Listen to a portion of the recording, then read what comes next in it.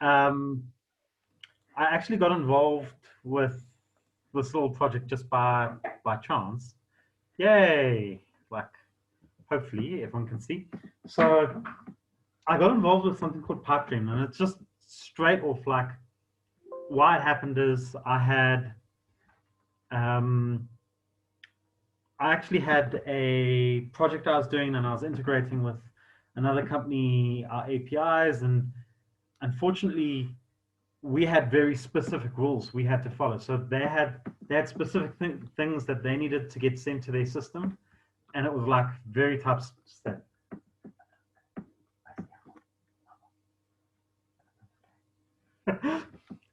And this is why you have daughters. And so then what happened is, because I couldn't ping them or anything, and I didn't have Fiddler installed, and I didn't want to get to the effort, I thought, well, Google will be my friend. Like, let's see if someone's written something. They'll just receive a signal, show me that I'm posting the right thing so I can confirm it and do a validation check and like move on. And I found Pipedream. Now, some people will ask, like, how is it different? Like, why was it so important? So Pipedream starts off with a trigger, and that's what I was doing. So I was doing an HTTP trigger, and I was hitting them with basically like a webhook, and that like initiates a workflow. So it gets the data from that webhook, it initiates a workflow. In that workflow, you may have steps or actions, and then you can have an outcome. So you can send out an HTTP response, or you can integrate with a different program. And so, I mean, it was so easy. Like, literally what I did is I just said, okay, here's, I want to start off with a trigger. And that was like the first workflow that I was doing.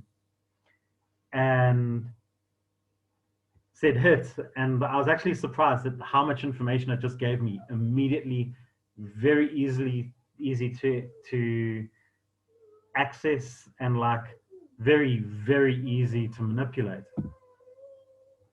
So we get to the types of triggers that you have. So you can have cron jobs, you can have HTTP events where you're hitting an API call.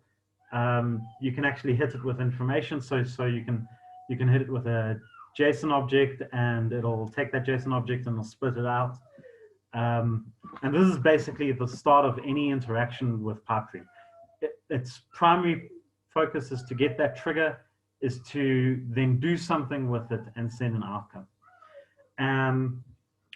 One of the questions that people probably will ask is like, well, wouldn't Fiddler do the same thing? Fiddler is awesome. I think Fiddler is awesome for testing stuff on your local machine, but if you've got stuff that's out there in the wild, or if you want to actually test like what's happening actually on the internet, or for different machine, I would actually suggest moving to Pipedream and giving it a test. So this is how we were doing APIs, and it felt like we were doing it in a way that I was matching it up to the other person, and we were welding it in place, and then we got this very strict flow. So if anything happened, like, that would be it, like broken events on our side, and like everything comes to a stop, which sucks. And it had some advantages. So what's nice is if no one changes it once it's set up, like, it just carries on working, and it's very nice. It's quick. You know that what you've done, what you've set up is good. But the more I've worked with Pipedream, the more I realize that this is probably what we should want to work with as an API. It should be like bubblegum or glue. So we should send our response. We shouldn't actually customize it directly for the customer. We shouldn't be saying, okay, well, they needed an address field 1 and address field 2. And if they need some customization, we should use a tool that is super flexible. Something that we can go in and we can say, okay, get this piece of information, transform it into that piece of information, and go. And it gave me that instant flexibility. So now I can do it like this. I've got an application, it goes, hits Pipedream, the actions and the steps go through. it gets an outcome. That outcome gets then pushed to that different application. So that's where I started feeling actually much more comfortable. And that's where I started saying, hey, this is a lot of the use cases. This is the type of workflow that I'll go through. Okay, so I just actually want to log in and do a little bit of a demo. So I've got a demo that I set up. And so I've got an ex-partner, and she emails me all the time. So I set something very similar to this. This is obviously a demo, but Google's very good at forwarding email, but it's not very good at sending automated replies back. You can send an automated reply back to everyone, but you can't actually send a automated reply back to one individual. So, I mean, I built this guy up in 15 minutes, not even. And all I did is I set a trigger. If we read here, we can see this trigger.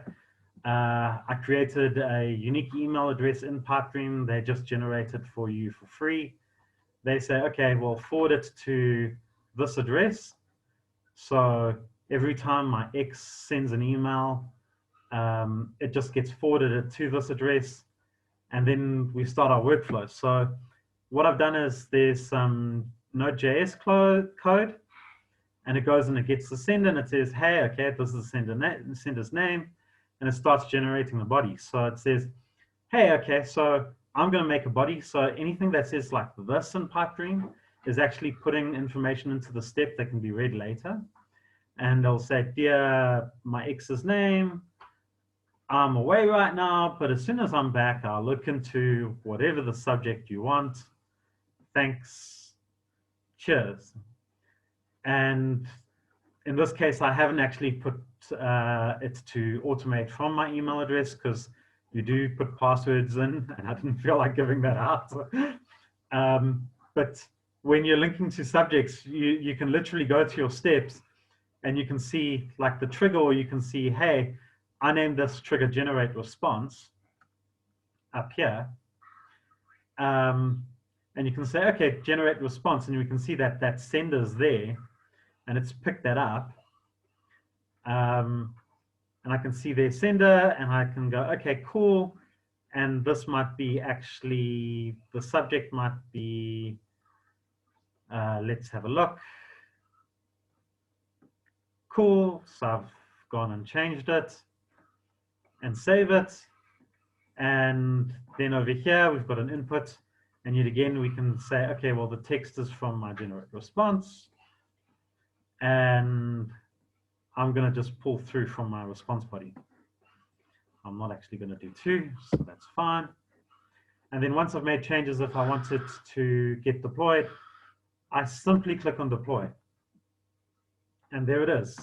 There it goes, like wonderful days. Now this guy's going to email me from it, but if I wanted to test it, we can see I've given it a subject, another complaint, and there's some text, hello, and I can send a test event, and we can see it's gone through, and I'm going to get an error message because I've probably changed stuff. This is called demo bosses or demo guards.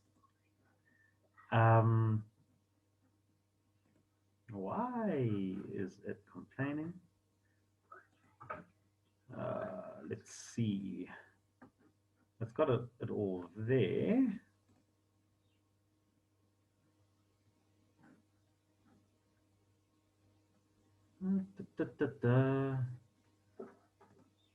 So it won't be there. I didn't change anything there. So let's have a look at the responses.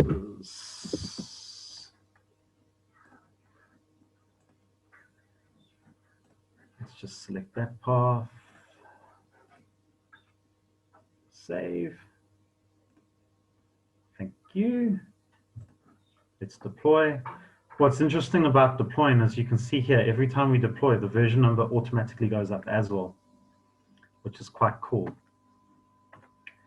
And hopefully it'll run, otherwise it'll tell me where. And I'll try to figure it out. Usually when I've had errors, it's actually come up and it's given me information in the console. So I can usually see somewhere in the console if I put a console, the value there. But yeah, I mean, that's like a simple thing. One of the nice things with Pipedream as well, if I wanted to adjust this, and I won't do it, this has already got integrations already set up for like bunches and bunches and bunches of things. So like one of the things is if you want to send an email, you can do mail, but you can also go to like Google Sheets, and you can add a row to a sheet, or you can integrate. And like literally when you integrate, if you want to connect to Google Sheets, you literally click Google Sheets and it's like, do you want to do it with your email? Yes, please.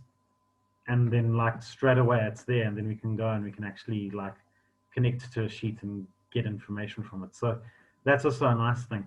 You'll also notice all of these workflows are designed to be very simple. So you'll notice there's just a plus button, you click the plus button, and that's your extra step.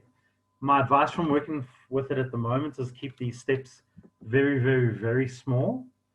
And if you need to, then you chain them on to each other. So you have one thing doing one thing and chaining on. Though what they have done now is they've added something called actions.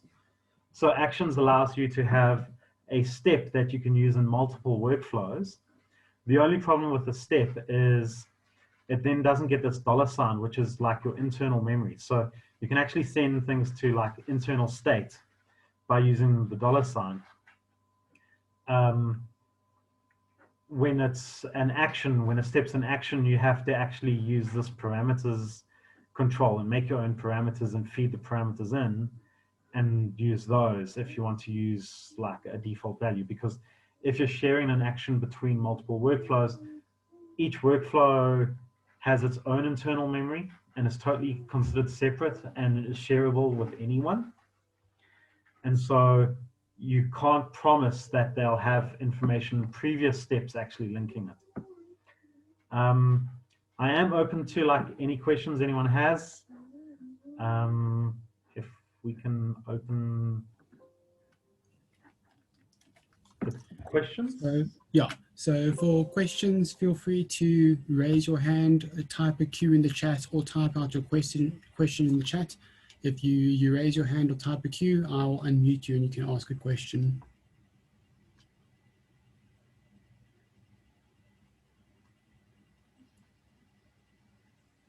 And then a reminder that we're giving away JetBrain prizes. So there'll be a prize for best best question for Joanne will get a prize, and best question for Theo will also get a prize.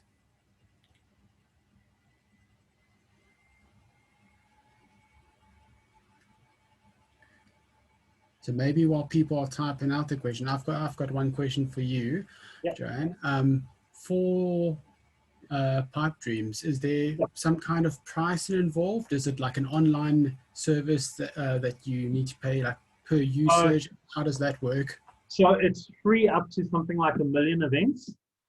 So you are rate limited. If you start hitting more than those events, then they're like, please talk to us for pricing.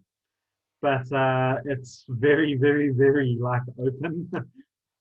That's one of the things that drew me to it is anytime I see something where it's like, it's free, I'm in there at a shot. So it's basically using their money to deploy it, which makes me happy.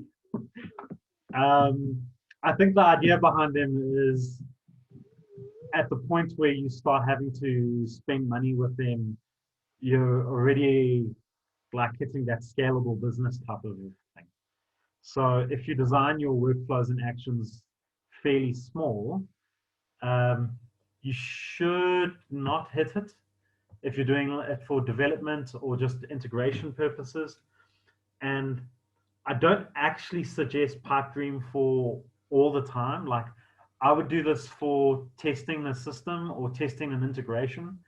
If you're having integrations that are long lasting, let's say they're going to stay there for 6 or 7 months or 10 months or something like that, and you confirm that there's actually a market for it, that's when I'd go and I'd say, okay, let's actually make it part of my system rather than necessarily using Pipedream. So I actually don't see myself personally ever hitting the limits on a personal rate. On a business rate, yeah. Robin O'Brien asked, can you reuse steps in other workflows? So one of the things is you can actually change steps into actions. So this is the actions that's supported.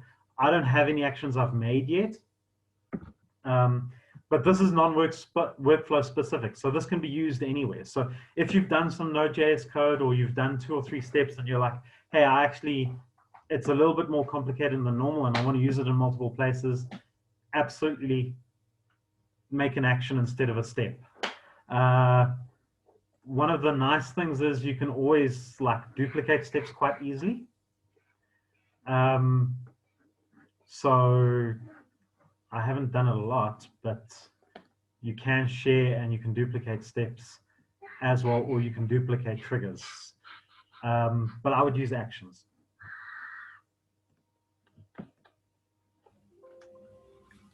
So only for testing on like internal stuff where we were testing and we didn't actually have access to their API, and we had to make sure that our code met the requirements and just had to do the once over. I haven't actually done any workflows in production systems that are paid. I did make the one, and it's not in this account, where I was replying to my ex because I was getting multiple emails in one day. And after she just always got a response back saying I'm out, suddenly the emails started drying up, which made life a lot easier for me. So it was worth the time. It was worth the effort. But no, not production code yet. I would say with something like this, I mean, this guy's pretty new.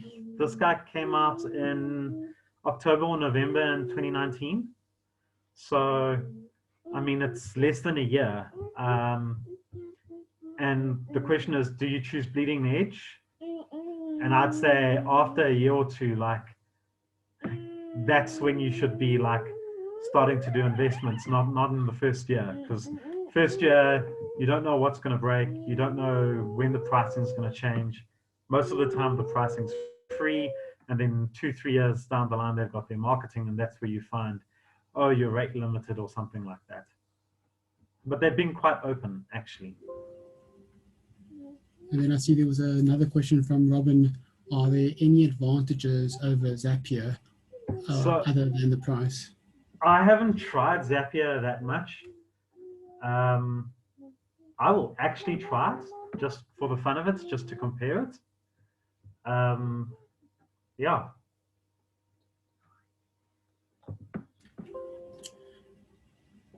Cool.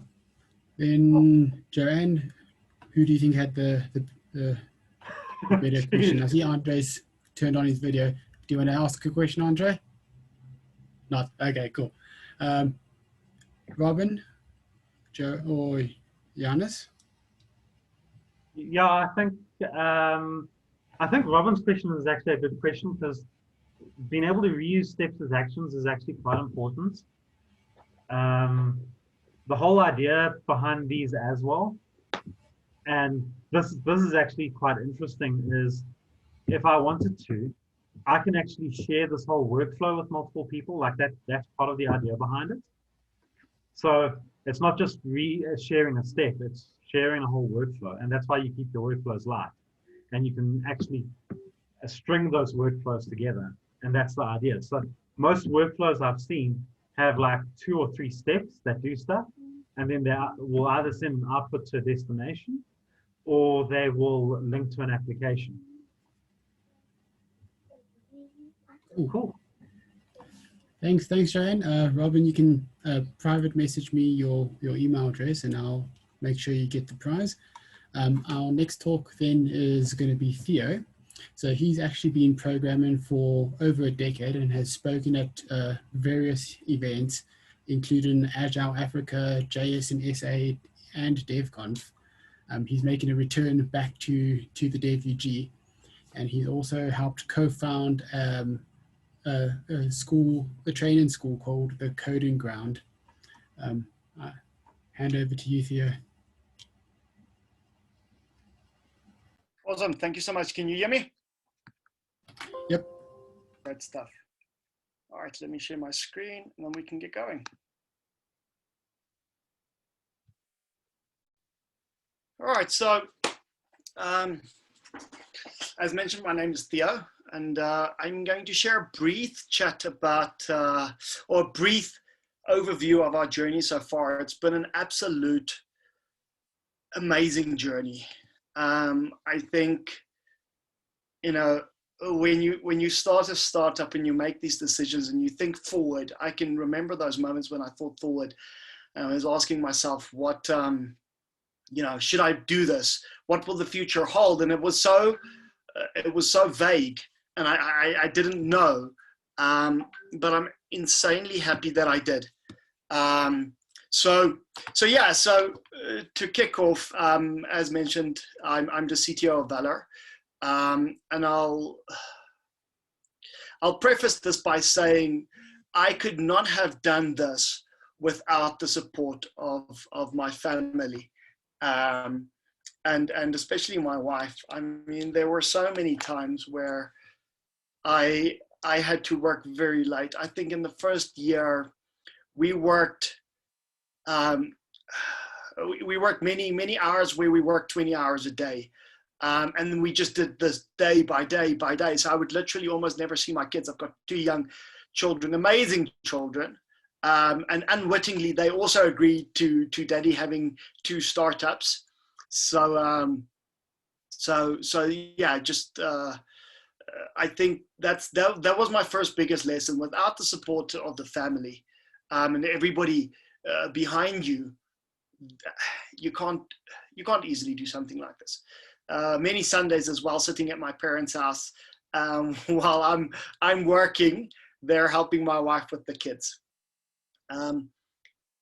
But wanted to do this journey because we've got great aspirations. All the co-founders have big aspirations, and it's been an absolute pleasure. But yeah, lots of time, lots of money. There were a lot of stages where we pushed it a bit hard. I think some of the co-founders have back problems now. I have an issue where if I don't sleep more than 7 hours a day, my hands start swelling up and I get weird stuff on my hands because of the stints where we didn't sleep. I picked up 10 Ks in the first year, and for me that's quite impressive, seeing as I spent my whole high school trying to pick up 5 Ks, and then without trying I did 10 Ks in VALR. But yeah, so we started by Buddy, one of the co-founders, approaching me, and he reminded me of me saying to him a while ago that if you have a dream or you want to do something, and I'm paraphrasing here, but if you have a dream and you want to do something, you just need to go for it. And he said, well, look, I've got this dream and let's go for it. So he pretty quickly convinced me, and then we convinced the 2 other co-founders, hard sell. But one thing that was very important is, even before we had the handshake and decided to actually do this, we had a frank discussion between us about the strengths and weaknesses and what everybody brings to the partnership. And that was a very hard discussion because we were completely honest, and the other guys mentioned, okay, this is your strengths, this is your weaknesses. Yeah, and I think that was one of the only times that I've had very clear direct feedback. But it set a very good tone in VALR. So it set a tone where the co-founders can always be honest, always express themselves. And that has served us extremely well. So yeah, so that happened in somewhere in the beginning of 2018. May 2018, we started doing the work. We had a big session where we had lots of boards. We planned out the features. We thought, okay, we need to do this. We had a big backlog. And I think for the most part, we executed in the last 2 years what we thought we did, but we just had enough to get going. So we worked really, really hard, as I mentioned. I think one of the bigger lessons in this beginning period from like May to December was so many things that we thought was going to take time really didn't. And so many things that we didn't think was going to take time really did. So I think the exchange was ready in the first 3 months, or not ready, but more or less ready. The engine and everything was pretty much done. I'm saying pretty much, but we all know that that last 20% takes 80% of the effort. But yeah, so a lot of surprising things. But finally in December, we launched, we went live, and it wasn't really going live because we only went live with signups. But we wanted to get our name out there. We wanted to get a bit of experience in going live and having a production thing up and running. And I think that was a very good experience. In the first day, we had 1,000 people signing up, and then it slowly tapered off because not a lot of people want to sign up and then actually can't do anything, because it was literally just a screen that says, look, thank you for signing up. And I think we did KYC as well. But another very interesting discussion or event that happened was in the beginning when we were sitting and thinking about our name and thinking about what are we gonna call ourselves. This was right, I think it was with a potential investor or right after a potential investor meeting. We said, well, look, we stand for value, and we like the word valor, like men of valor, women of valor. So courageous, and we want to give value. We want to give value to our customers. So Valor really worked out well. Valor is almost always pronounced incorrectly by people, but I guess that's part of an appeal for a name. But then we set out to try and buy this domain, and we wanted a .com domain, because if you don't have a .com, you're Mickey Mouse.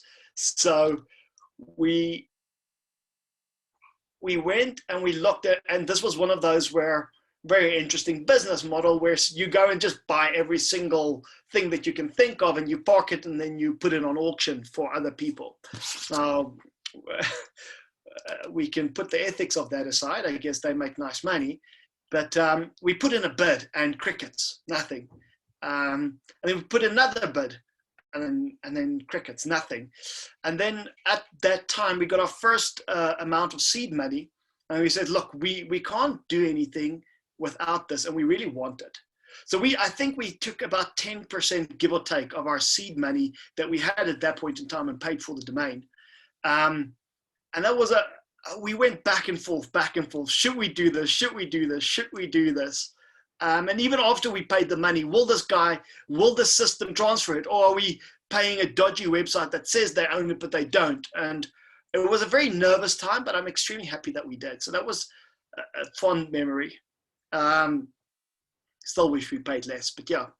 So after we did signups, we launched simple buy sell. Only crypto to crypto it's either 16 Feb or 16 Jan. I can't remember exactly, but we launched, and I think it went relatively well, but we had to make a decision in terms of, should we launch our ZAR pairs first, or should we launch simple buy sell, just crypto to crypto? And we knew that always it will be an issue for an on-ramp, because most people have ZAR, but people new into the market won't have they won't have cryptos. So we knew that it's not going to have a massive impact in the market until there's a ZAR on-ramp. And yeah, so it went okay. We got a lot more production experience, and we just kept on building and crossing I's, dotting T's, and getting ready. And on 11 June, we launched BTC ZAR, and I don't know if you can see my mouse pointer, but you can see all the way on this graph on the left-hand side, that's 11 June 2019, and that's when we launched. This is our volume on a 24-hour period that you can also see on our website, on our exchange screen. But you can see there's a significant difference between the left-hand side and the right-hand side. I think very soon we became number 2 in the market. Please don't quote me on this because I could probably definitely be wrong. But you know, we had great success, and it was again another big milestone that we started that we had. And then afterwards we launched a month from that, we launched our second ZAR pair, FZAR, and you can see here the volume was very erratic. I mean, this one took a lot longer to ramp up than BTC ZAR. And then we kept on adding features, but core to adding features, we also listened to our customers and see what they needed. And just stability is so important, because everything that we do at VALR is for our customers. We understand that the customers, and this is not just one of those slogans where you say the customer comes first, but it's really understanding that our sole reason for being is adding value for our customers. So that's one of the reasons why our fees are so low, is we are adding value. And if your fees are extremely high, it's not as easy to make trades. So it's a quite symbiotic relationship. And then on March this year, we launched XRP, and you can see that we've also, so you can see that we've also ramped up here towards the end. The trading volume is getting a lot better as well. So the next part that I want to speak about is fundraising. One of my previous bosses, Kevin Trethewey, who I respect a great deal, he once mentioned to me that money is like oxygen. You need enough, but too much is also not a good thing. And we are so fortunate that we had people that believe in us from the beginning, people like Michael Jordan, and our seed investors, Bitrix, that they just helped us to not worry about the money so much. Like, it wasn't wasteful. We didn't waste any money, but it just allowed us to build and focus on giving a good product, and where possible, not have to skimp. As an example, we got, we said from the get-go, we need decent machines. We don't want to have to worry about slow running machines or not being able to deliver a good product and sitting and looking at a loading screen. I will never forget slow machines in my previous company. And you would pay a developer a significant amount of money, but you won't go and pay for a proper machine. So all of those things we brought together, and we said, look, this is what it really means to be a great company, and we need this. And because of our seed investors, we could do that. So we've also recently raised a Series A from BitMEX, and we've got lots of big aspirations for that, including shameless plug, including increasing the team. So if you are a developer, go to careers.valor.com and check it out. Send us an email. We'd love to chat to you. But listen to the end of the talk before you do that, because there are a couple of caveats to working at VALR. But yeah, so the fundraising was just absolutely amazing, and that's sort of a segue into the team, because without the co-founders, we would not have been able to do this. The co-founders, the 3 co-founders that I have, and even with my other startup, the Coding Ground, I've just been so blessed and lucky to have good co-founders that know how to, do their thing. I think our CEO Fazan, he's amazingly good at selling the dream and not just using words, but showing the investors that we're worth investing in. And without that, we wouldn't have been able to do that. Our CPO, Buddy, is just amazing at getting things to look good, and he really knows what he wants and he goes for it. And that's caused some conflict between him and me a lot of the times, but we've also never said, okay, this is too much conflict, so let's back down. We always really, and there he's showing his screen, we've always really just worked through it. And I definitely think it's been hard, but it has been definitely fruitful for that open communication. So our first employee, Neil, he's been with us since then and now, and he's the unfortunate person that works most with me. But it's been so crucial to get him in as somebody that's just capable and can do stuff. And we sort of continued that trend where we want to really just get people in, especially in the beginning, where we need to build a business, and we can't spend a lot of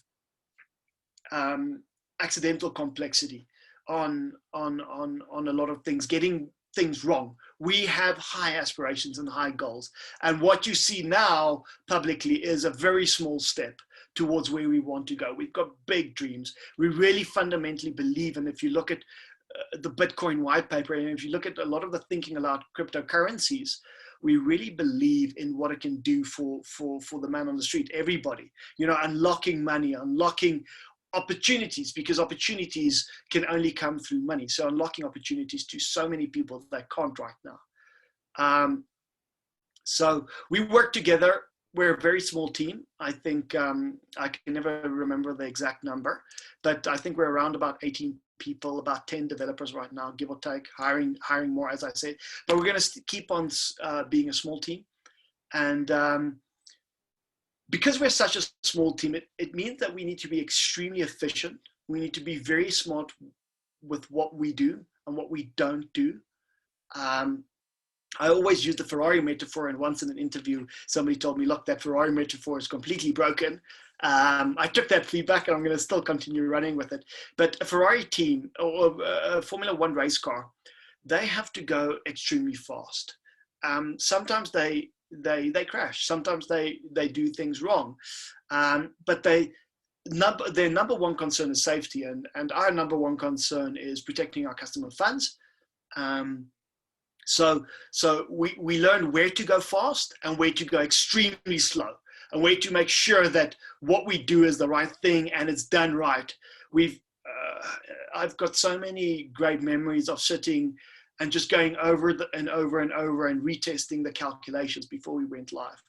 Asking everybody to test and get the whole team, from the CEO to everybody, to just keep on testing. But also so we work very well together. Again, communication is such an important thing. And we've realized as we grew, as we added a couple more developers, our communication started lacking between the teams, between the co-founders, or now that the co-founders can't always be in everything. We realized we took for granted how a team of 5 can do things. You know, 'cause everybody always hears all the conversations and can give input. And as we grow, that gets harder. And we're in a new phase now where we need to learn. So we're ramping up more in communication. And part of that is open and honest communication. So one of the other principles is high autonomy. So everybody in VALR has extremely high autonomy. And with great power comes great responsibility. But the idea is we've got a very flat structure, and we empower people to just get the job done. When they need to ask people, they get to ask people, anybody. You can ask the CEO, you can tell the CEO he's wrong, respectfully. But the idea is it's always value to the customer. That's what we focus on. What is our current goal right now, and how do we get there? So one of the things that we also realized is just enough. In the very beginning, as we launched signups, you know, we always wanted to add another feature and another screen and another this and another that. But the fact of the matter is you have to do just enough to satisfy most of your customers. As you grow and your life cycle changes, sometimes you can say, okay, cool, 5% of our customers will have a weird error 5% of the time, and we can solve it by them contacting support. In the beginning, you can say that because it's better that than spending, you know, twice as long on all these small nigglies and not have a product. You always have this fear that that people will see this and they'll say it's such a bad product. I don't think that ever happened. And reflecting on it, most of those decisions were the right decisions where we weren't certain. We said, okay, cool, we're not going to do this. And sometimes it wasn't. And a lot of the times then you get to fix it later. I think I mentioned this a lot. I'm a very fallible person. I make a lot of mistakes. Everybody that knows me knows that. But it also means I learn a lot of the times. And I think we've carried that through in VALR. All of the co-founders subscribe to that within reason, again, within safety. But just enough. I always think about what Mark Zuckerberg said in, in the beginning they said move fast and break stuff. And then it was move fast and break stuff with stable infrastructure. And we're in a new place now where we can't just move fast. We almost never ascribe to the break stuff, but move fast and get just enough. And now we're like, get just enough, but just enough is not enough anymore. So it's a little bit more than just enough, but we still need to have a laser focus to meet our aspirations. So just a quick one on this, build versus buy. One of the frustrating things that we dealt with, there are so many products that help startups that you can use. But a lot of them are charged per customer model. And when we started that initial, I think 24 hours after signups, we had about just under or over 1,000 customers on that December day, almost 2 years ago. And afterwards, or right now we're sitting at, I can't remember the exact number, but over 60,000 customers, and we've been doubling our customer base every month almost. So great growth. But the problem is, like, most of these startups charge in dollars and they charge per user. So now suddenly it was a small cost in the beginning, but it's a massive cost now. So all of these startups in the States, they're raising, billions, or not billions, but a lot of money. And they have billion-dollar valuations and everything. And that's great. That's really great. But for us in South Africa, we can't really always use their services. But if you do, and again, this was where we were fortunate with our seed money, have plans to not use it anymore. I'm not going to spend a lot of time on the architecture, and I'm going to sort of distill it into a dream or a goal and a vision. Is we knew where we wanted to go, and we spent a lot of time researching our idea and thinking about what is the ultimate dream. And we realized, like, if we want the ultimate dream, we'll spend too much time and we'll never go to market. So what is where we're where's the point where we're just too uncomfortable? And then let's take one step after that to slightly uncomfortable. And that's how we split the architecture out. And we planned for continuously improving that. And we were very fortunate that there was one decision that we halfway through, we realized, okay, cool, we can't do this. So we just split it up a little bit more and took it one step further. And that was a very good decision because it allowed us to have less downtime. But we also tracked our metrics and tracked our user base to make sure that we're not going to hit performance problems. We were very fortunate that we haven't had too many performance issues. We had one performance issue where every 2 weeks we needed to have 20 seconds of downtime because we had a memory leak. And then as our user base grew, that 2 weeks became 1.5 weeks. And then that 1.5 week became 1 week. And we sort of ignored it because we were adding features and 10 seconds downtime, 20 seconds downtime at 3 a.m. in the morning, generally Sunday mornings when we deployed at 3 a.m. There's almost nothing happening. And then it started becoming 5 days, every 5 days. And that at that point in time, it was the right decision to spend a couple of months to get to the next step of the architecture. We're extremely happy that we did do that because, as I mentioned, our user base is growing, which means our volume is growing significantly. We just last week hit all-time highs where I think our all-time high was 1,390 BTC traded in a 24-hour period, whereas our previous all-time high was something like 790, not a long while ago, was 800, I can't remember exactly. But that's a massive growth. And one thing to always keep in mind, people always think about an exchange as like, what's the average? But you can't do the average. You need to think about the peaks. So yeah, that was the architecture. And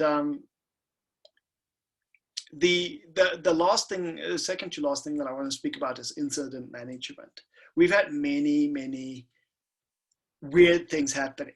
Right before that 11 June 2019, right before we deployed the order book, I think it was that deploy, our infrastructure partner had a major outage. So as we clicked the button, we're like, okay, something's funky here. Should we continue? Yeah, it's probably nothing. Let's continue. And as we click the button and sort of during that process, we look at their support page and we realize they've got a major outage. And now we're sitting here. We left it to number 99. We've publicly communicated, and we have to be extremely good at just getting stuff done or getting it through. And that was the first step in working through learning how to work well under pressure as a team to just get the problem solved. We had a couple of other outages as well. A critical component in our infrastructure failed, and only 3% of the people in the world were affected. I think 3 or 6%. We were one of the lucky few, and again that brought us down. But we were so, at that point in time, we are so practiced and well rehearsed as a team to know who does what. Anybody can speak up at any point in time if they're speaking up from not a guess, but factual knowledge. If they still have a guess, they keep quiet and they figure it out. We keep the channels very clear, no chatter while it's happening, and we just all work together to solve the problem. And that's been crucial. And we've got little monitors and tentacles everywhere in our environment. We don't want customers to let us know our system is down. We want to solve it before they realize it's down. And I think that brings us to the last point, which is customer support. I mentioned value to the customers is core, but also just caring for our customers. And when they've got issues, just always answering. We've got an amazing support team, and they always answer extremely well. And really go the extra mile. And as we grow, it becomes harder to do that because you've got more customers. But I think that's a spirit that we're going to keep in VALR, and we're going to fight really hard to keep, is always serve our customers extremely well. So yeah, that's the end of my V0.1 talk in the journey so far. I hope in a year's time, I've got a second or V0.2, and then as the years progress, because we've really got big aspirations, and this journey has just started. So yeah, thank you so much. I don't know if there's time for questions, but I am happy to answer. Yeah, there's time for questions. I've unlocked the ability to mute, so if you want, you can unmute yourself or type a question in the chat. We'll be giving prizes to the first 2 questions.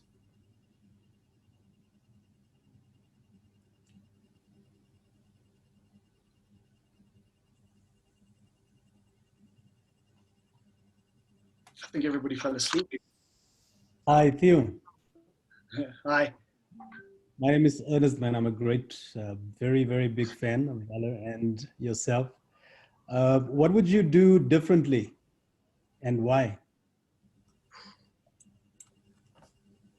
That's a tricky question. There's so many things that we would have wanted to do differently. I think, as I mentioned, we launched with simple buy sell, and great lessons from that. But I would have liked to flip it around and do BTC ZAR first. I think that was one of the things. And as we made that decision, we weren't sure. So that was just arranging which features to launch. Luckily, we weren't, most startups only have 2 or 3 months of money, and their first product needs to be a hit. Luckily, we weren't in that position. But that's one of the things. The other thing is we chose, as I mentioned, we chose a couple of startups to outsource some of our non-core services to. And some of them have been great. Some of them have been very smart in the sense that you use them, and then after a little while, as your customer base increases and your volume and your metrics increases, it becomes a significant chunk of money. And they're almost at one point earning more than you are from your customers. So be very careful of thinking about, no, it's fine, let's use them now. Because at the point where you're going to have to replace them, you're going to have scaling issues of your own to deal with. So I think that was the big one. And then spending as much time as possible to just cultivate relationships in terms of the, new hires. And cultivating relationships, even though we don't need somebody now, but cultivating a relationship, because to move fast, we need to be a very, very, very good team and work extremely well together. And that means knowing people. So I think, I don't know exactly how I would approach that differently. And we have, once we've realized that, we have made the decision. But I think a lot of the mistakes that we did correct when we saw them. So I don't know if that helped, but yeah. Great answer. Thanks. Thanks. Then the next question is from Johannes. What is the hardest part of starting a startup?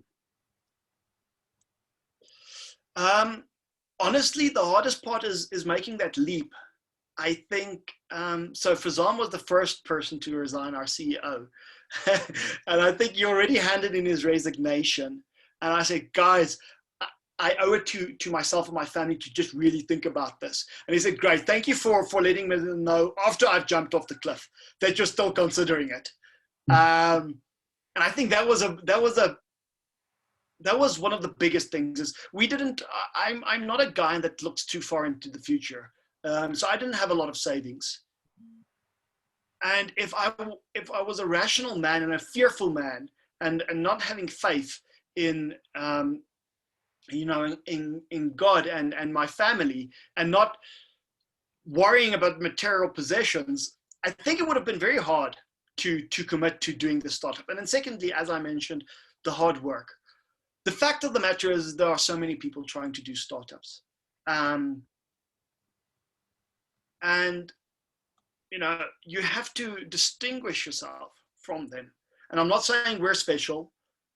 One thing that my dad taught me, and I think this is a spirit across all of VALR and the co-founders especially, is hard work. And I'm really not embellishing when I said most days we were working 20 hours a day. There were times where I literally fell asleep while coding, head hitting the keyboard, waking up the next morning and seeing I literally deleted some code with my head. And so really just pushing hard and doing that effort to get there. I think that was the hardest part, is committing and then seeing it through. And there were times, I cannot tell you how many times I asked myself, is this worth it? Is this stress, the pressure worth it? And it hasn't stopped yet. As we scale, new things are happening. So there are a lot of hard parts. So I would really suggest, if somebody thinks about this, they really understand why they're doing it, and commit to that, and make sure that their support structure understands and commits to it, because it's not easy. And I raised a few points, but I would not have changed it for the world, for anything, because to be the master of your own destiny is amazing. And to be able to do that by adding value to so many people is just as great. Thanks for the answer. Next question is from Andre. How did you as a family manage the risk? My question's been answered though. Thank you. You were talking about your faith in God and just you're not thinking too much in the future and looking at it and being a man of taking risks rather than being a fearful man. Cool stuff. Yeah, I mean, like one small part of that point is just I've reflected a lot on this, and I've had a couple of startups beforehand, and not really a big saver. So material possessions is when you work in a corporate job and you're not fulfilled, and so many people aren't fulfilled. Money is the only thing that keeps you going, because money is the thing that makes you go out on weekends when you're younger, or makes you buy cool stuff, your kit car or whatever. And then you're so fearful to let that go. But if you take a step back and you ask yourself what's important in life, money is not that. It's being, at least for me, it's being fulfilled. So yes, we'll fall flat on our face, but I've got extreme confidence in my skills and like I mentioned, hard work. So what's the worst that can happen, right? Cool. Then Dallas has a question regarding the tech stack. He wants to know if your decisions were motivated more by what you knew or by which tech was more stable. That's a very good question. So before we started, like I mentioned, we researched the architecture a lot up front. I really spent a lot of time looking at this and looking at different languages. And we built the first V1 or V0.00001 in three different languages over a space of 2 weeks to see, is it easy? None of those languages I've ever used in production. In fact, none of the languages that we currently, none of the languages that we currently use, I used in production I used in production. But we looked at it and ultimately we chose a language, and I'll have a follow-up discussion or talk maybe about a bit more in depth about that. But we chose a language that gave us high performance, but also being able to move very fast. Like C++ is an amazing language, but you can't move extremely fast in that. So no, we didn't decide on something that we know. We've seen other exchanges doing that, and I think using technologies that they know, and I don't think that worked out well for them, but I completely honest that I'm probably wrong in that statement. Yeah, so it was a hard decision, extremely happy about the decision. The important thing is being able to move fast, not using bleeding edge. I think one of the contenders was Rust, and I would have loved to be able to use Rust. It looks very interesting, and the way that they use memory management and stuff is extremely interesting, but it was just too bleeding edge, and we wouldn't have been able to move as fast. I hope that sort of gives an answer. Yeah, not a lot more that I can say on that. Cool. The next question is from Chris. He wants to know what steps did you take to be resilient enough to handle if something breaks somewhere in the platform? So one of the things that we did from day one is monitoring. So as I mentioned, like I was extremely fortunate in a previous team to work with a team that respects monitoring very well. So they built their own system. And when we started, I looked at like, okay, cool. Like obviously I didn't have the source for that system nor the rights for that system. And I looked at anything that can give me this sort of ability to just have your tentacles in everything. Like we don't subscribe to a microservice or non-microservice kind of thinking. We subscribe to what makes sense. What should be broken up and what shouldn't be broken up, you know, what needs to move together and what changes at different rates. So but that does mean that we do have a lot of little services, big services, and similar to the Netflix idea where they've got so many things that can break. And I once heard or read a story about an airliner or booking system that went down, and it was a subsystem of a non-core subsystem that had a bug in the driver that they were using, and that brought down bookings for all the airlines for like a couple of hours, and so when we couldn't find a system that did this, we started just wrote a little service. And I know so many times I've questioned myself, should we use open source? Should we try something that's already there? Should we not right now? And this is one of the better decisions I think we made, is building our own system to get exactly what we want. So yeah, we have monitoring tentacles everywhere. And we constantly ping our own API. We even ping our own API from different places in the world, understanding the latency. And if that latency goes above something, we know, okay, cool, something's not right. So we get alerted before it's really an issue. Or like I mentioned, when that, when the core component broke, we immediately see on our monitoring, it's so fine-grained that it can tell you which core component broke at the infrastructure person, because we've got, you know, in the application, there are multiple tentacles knowing, okay, cool, this subsection is working and this subsection is working. I think graphing that's become more important as we scale. So we know the active number of WebSocket connections. We know in theory, performance testing is a beautiful thing, but it's also insanely hard. And, you know, for a big part of before we launched, we were only 2 backend developers. So we can't go and spend, you know, months doing performance testing. And it's also not right to do it because, you know, it's useless that we can support 1 million transactions a second if we have 0 customers and we only need 100 transactions a second.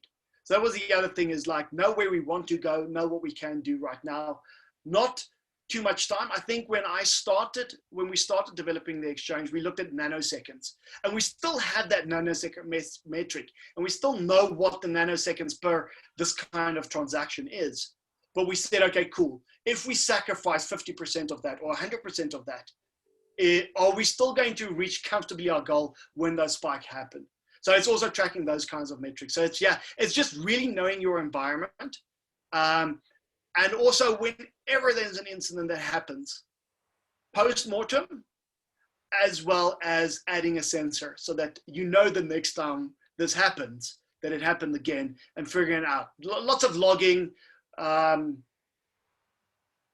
and just being proactive, being active. I mean, so many times, I cannot tell you how many times I've been woken up this morning at 3 a.m. or 2 a.m. or something. I was woken up because the monitoring system alerted me that some non-critical part failed now, or was delayed. Now, that's one of the things, because we've got our own monitoring system.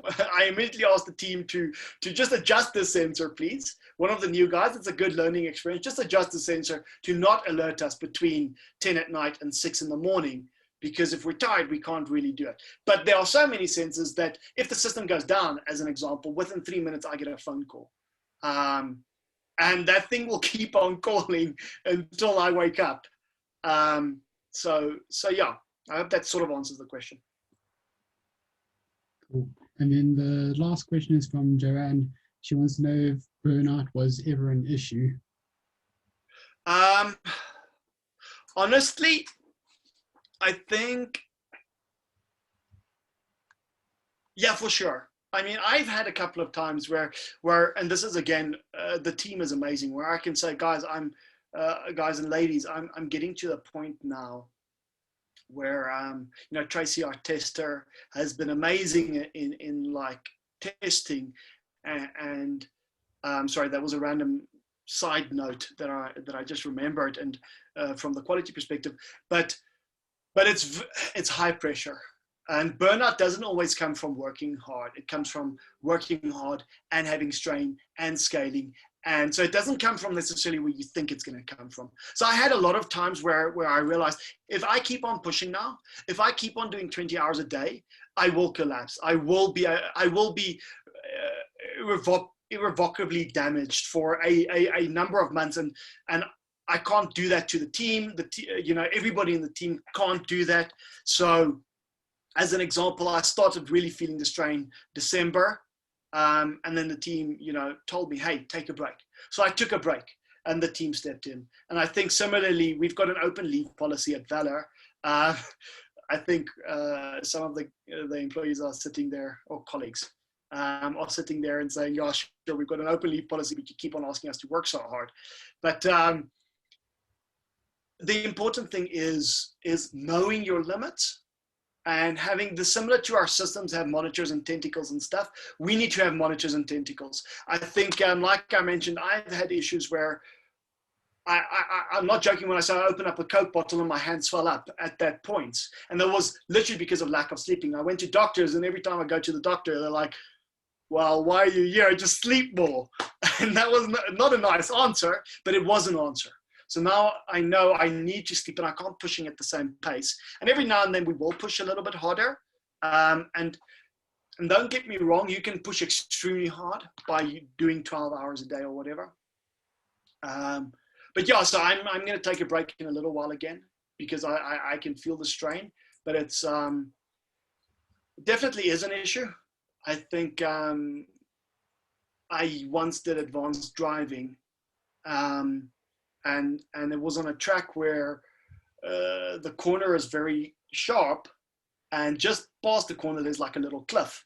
So the first time I went around, I went very slow, and the second time I went around, I realized, like, I thought this is my limit, but let me see a little bit more, and a little bit more, and a little bit more, and a little bit more. And I think if I spent the whole day there, I probably would have gone over the cliff, because if you're not paying too much attention, it's so easy to make a mistake and go over the cliff.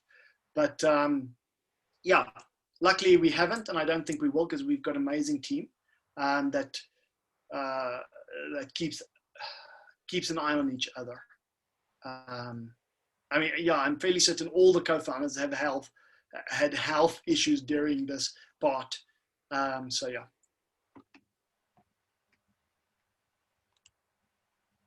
Cool. I think that's all the questions. Thank you, Theo, for sharing your journey with us, and thank you, Joanne, for showing us the ins and outs of that pipeline dreams. Thank you everyone as well for joining us this evening. And I found out now that our president is busy talking, so over to find out there what's happening with the country. Fingers crossed for level 1. Cool. Hope everyone has a good evening. Thanks everyone. Cheers.